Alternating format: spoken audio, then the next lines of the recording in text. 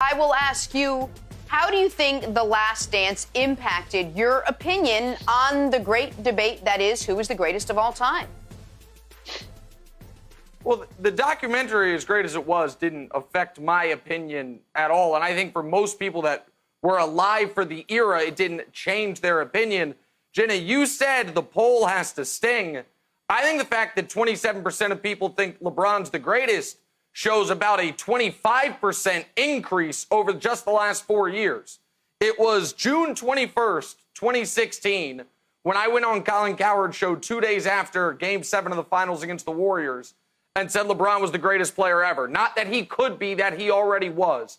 And at that point, I think it was 98% to 2% in favor of Jordan. So I think you're seeing a steady uptick of people coming to this realization. And I want to say something about Michael Jordan before I get to the LeBron part. People think I hate Michael Jordan. Couldn't be further from the truth. I fell in love with basketball in large part because of Michael Jordan.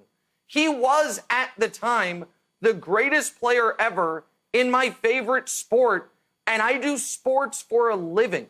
This argument has never been about what Jordan isn't or wasn't. It's about, for me, what LeBron is.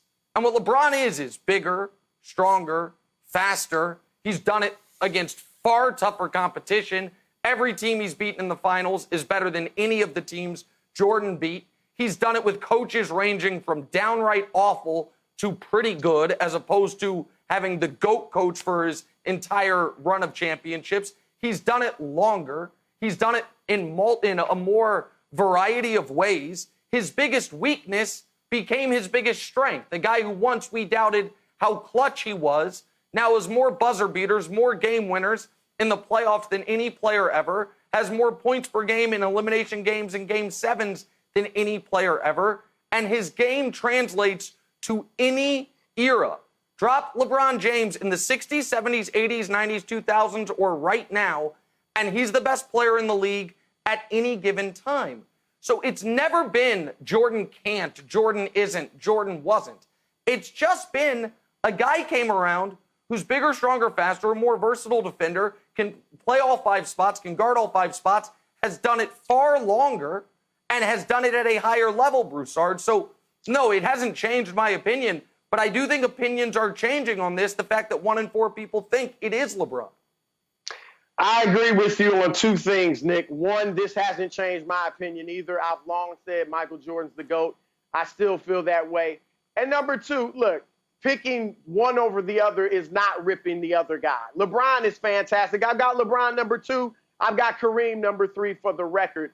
But Michael Jordan is the GOAT. And I don't know if you're saying there was a scientific poll back in 2016 when you said LeBron was the GOAT.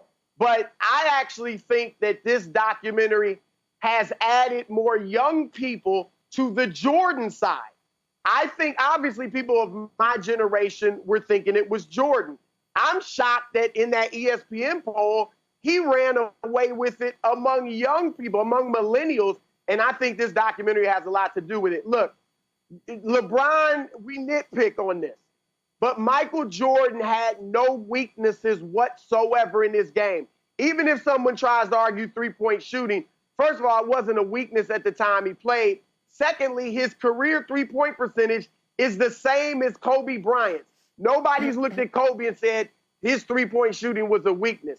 So Jordan had no weaknesses. LeBron does, as great as he is. Number one, the free throw shooting. That's a weakness. Number two, LeBron doesn't move well without the basketball. That makes it tough for him to fit into a system. Everywhere he goes, everyone has to adjust to him rather than him being able to fit in, which can make it tough for stars to play with LeBron. Number three, LeBron doesn't really have a go-to shot. Certainly not that, stop on a dime, pull up mid-range jumper. That can be tough on him. And then you want to talk about, a lot of people say the super team era that LeBron's played in. Here's the problem, and that's why he only has 3 rings and 9 finals appearances. The problem is that LeBron had super teams.